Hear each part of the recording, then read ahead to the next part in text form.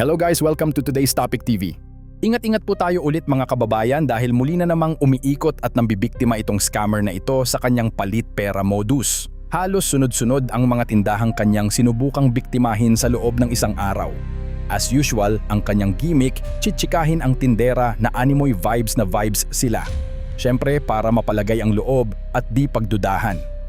At syempre palagi niyang bitbit ang kanyang paboritong magic bag para sa kanyang panghohokus-pokus.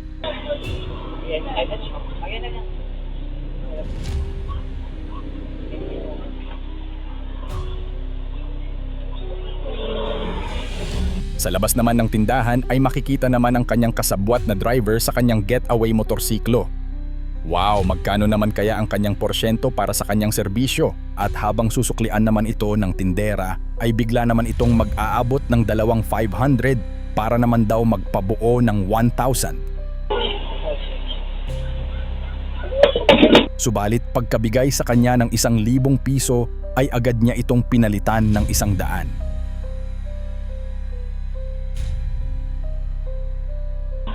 Pag-ulit ka lang yung mga kagi. Ay, hindi na maganda talaga maganda.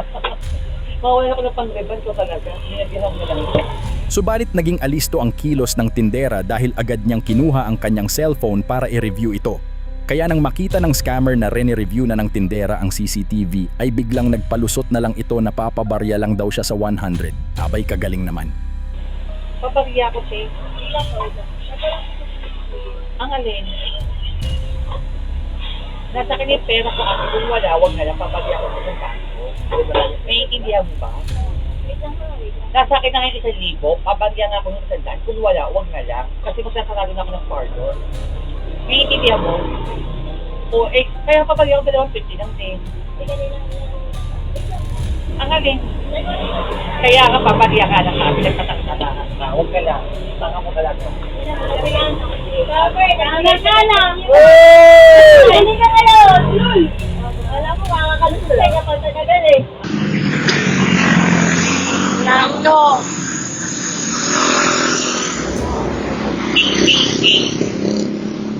Ano ba yan? Nagkukulang?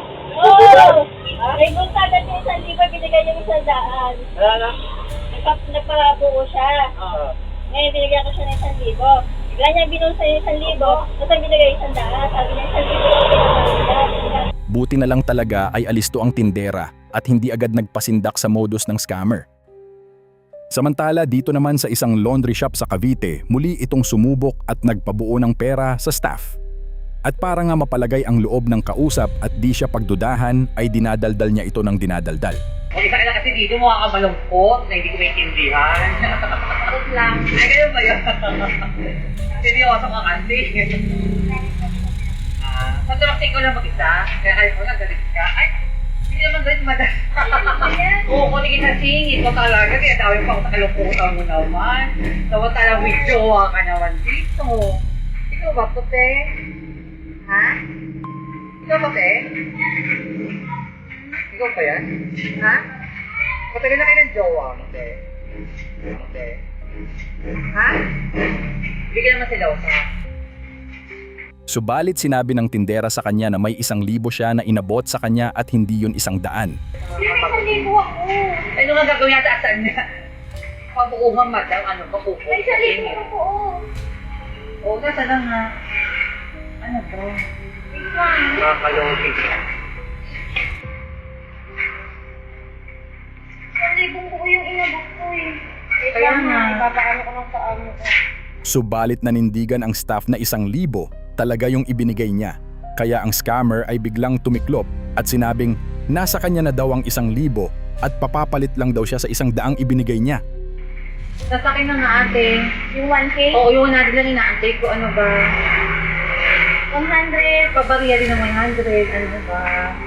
Ito naman. Yung ano kasi narinig mo. Hindi ko pala narinig na papariya din ng 100. Ay, dalawang Maging mapagmatyag at huwag basta magtiwala sa mga estrangherong nakikipagpalit ng pera. Isang sandali ng kapabayaan ay maaaring magdulot ng malaking pagkalugi.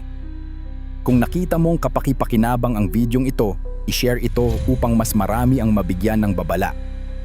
Tandaan, Ang pagiging alerto ang pinakamabisang depensa laban sa mga manloloko. Ito ang Today's Topic TV. Stay safe and stay alert.